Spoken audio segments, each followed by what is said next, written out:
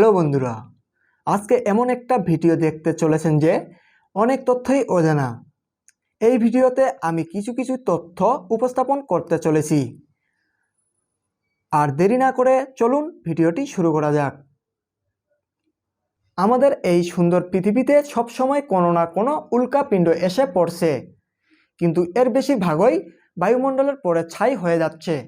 তাই সবসময় এগুলো আঘাত হানতে পারে না। যদিও কোনো একটি পৃথিবীর কাছাকাছি এসে পড়ে, তাহলে তা বায়ুমণ্ডলের সাথে ঘর্ষণের ফলে ক্ষয়প্রাপ্ত হয়ে ছোট হয়ে যায়। ফলে যত বড় ক্ষতি হওয়ার কথা তা করতে পারে না। তারপরেও কিছু ব্যতিক্রম ঘটে যায়। কিছু বড় উল্কা আঘাত করে ফেলে পৃথিবীতে, ঘটায় ভয়াবহ সব দুর্ঘটনা। বিখ্যাত গ্রেট ক্যানিয়ন এই এলাকায় অবস্থিত। প্রায় 50 বছর আগে একটি 160 ফিট বেসের উল্কা এখানে আঘাত হানে। আঘাতের ফলে সেখানে প্রায় 1 মাইল বেসের এবং 600 ফুট গভীর একটি গর্ত হয়ে যায়। বিজ্ঞানীরা বিশ্বাস করেন এখানে যে উল্কাটি আঘাত হেনেছিল তার গতি ছিল 2800 মাইল প্রতি ঘন্টায়। এর আঘাতের ফলে যে বিস্ফোরণের সৃষ্টি হয়েছিল তা হিরোশিমায় আঘাত করা আণবিক বোমার চেয়ে 150 গুণ বেশি শক্তিশালী ছিল। যখন আপনি চমৎকার একটি একেবারে পারফেক্ট গোল লেকের পাড়ে দাঁড়াবেন, তখন একটা ব্যাপার আপনাকে না খুঁচিয়ে ছাড়বে না। আচ্ছা, এই লেকটি এত পারফেক্ট গোল হলো কিভাবে? ঘানায় অবস্থিত প্রায় 5 মাইল বেসের এই লেকটি আসলেই আপনাকে এরকম প্রশ্নের সম্মুখীন করবে। প্রায় 1300 লক্ষ বছর আগে একটা 500 ফিট বেসের উল্কার আঘাতের ফলে আসলে এই লেক নামক বিশাল গর্তটি সৃষ্টি। এটা নিয়ে গবেষণা খুব কম হয়েছে, কারণ এর পাশে রয়েছে খুব গভীর ঘন বন আর এর মধ্যে বাস করা বিভিন্ন রকমের আদিবাসীদের কুসংস্কার। প্রায় 38 লক্ষ বছর আগে এই উল্কাটি আঘাত হেনেছিল। এটি একটি 1100 মাইল উপবৃত্তাকার বেসের এবং প্রায় 7 মাইল গভীর একটি গর্ত। তবে এটি বাইরে থেকে বোঝা যায় না, কারণ এটি ঢেকে আছে প্রচুর পরিমাণ হিমবাহ। এটি ন্যাচারালি একমাত্র উপবৃত্তাকার গর্ত। ধারণা করা হয় উল্কাটি কিছুটা অ্যাঙ্গেল করে আঘাত করেছিল, ফলে সকল গর্তের মতো এটি গোল হয়নি। সবচেয়ে মজার ব্যাপার হলো এর ঠিক মাঝে বরাবর একটি ছোট দ্বীপ এর মতো রয়েছে।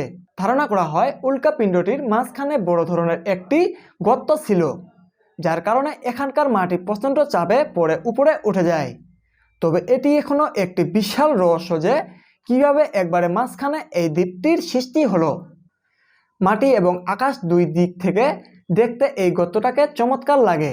প্রায় 14 কোটি বছর আগে এই দুর্ঘটনাটি ঘটেছিল। এতে প্রায় 15 মাইল বেস এবং 16,000 ফিট গভীর একটি গর্তের সৃষ্টি হয়।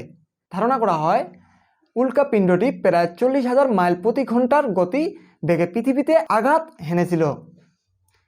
এর বিস্ফোরণের শক্তি ছিল প্রায় 22,000 মেগাটন, টিএনটির বিস্ফোরণের সমান।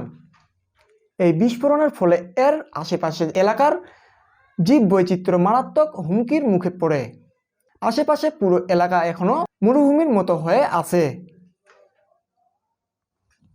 কানাডার সাথে উল্কার মনে হয় একটা ভালো সম্পর্ক আছে। এটা প্রায় 1.85 বিলিয়ন বছর আগে সময়ের পৃথিবীতে আঘাত হেনেছে। এটি মোটামুটি 46 মাইল লম্বা, 16 মাইল প্রস্থের এবং 9 মাইল গভীর। এখানে প্রায় 16,200,00,000 মানুষের বসবাস, কারণ এর নিচে রয়েছে নিকেলের একটি চমৎকার খনি, যা এই উল্কাপতের ফলে সৃষ্টি হয়েছে। ধারণা করা হয় পৃথিবীর মোট চাহিদার 10% নিকেল এখন থেকে যোগান দেওয়া সম্ভব। এছাড়া ভূপৃষ্ঠে এত বড় আঘাতের ফলে ম্যাগমা নির্গত হয়েছে এখানে। কপার, প্লাটিনাম, প্যালাডিয়াম এবং স্বর্ণের খনি সৃষ্টি হয়েছে। মনে করা হয় আমাদের ডাইনোসর বাবাজিদের পৃথিবী থেকে চিরবিদায় নেওয়ার এইটাই একটা কারণ। এই উল্কাটার সাইজ ছিল আমাদের এখানকার ছোটোখাটো একটা শহরের সাইজ। এর বিস্ফোরণের পরিমাণ ছিল 100 টেরাটন এর টিএনটির সমান। 105 মাইল বেসের একটা বিরাট গর্তের সৃষ্টি হয় এর ফলে। এটা পৃথিবীতে আঘাত করার সাথে সাথে প্রথমে হয় ভয়াবহ ভূমিকম্প, তারপর শুরু হয় অগ্নিপাত আর ফিনিশিং দেয় কল্পনার বাইরে। মোটামুটি পৃথিবীতে ছোটোখাটো একটা কেয়ামত বলা যায়। এটা প্রায় 2 বিলিয়ন বছর আগে ঘটেছে। উল্কাপিণ্ডটার সাইজ ছিল প্রায় 5.10 কিলোমিটার ব্যাসের। মোটামুটি 186 মাইলের একটা গর্ত তৈরি করেছে এই উল্কাপিণ্ডটা। তবে ওই সময় পৃথিবীতে প্রাণের এত বিপুল সম্ভাব্য না থাকায় প্রাণীকুলের এতটা ক্ষতি করতে পারেনি। ভালো থাকবেন, সুস্থ থাকবেন, ধন্যবাদ।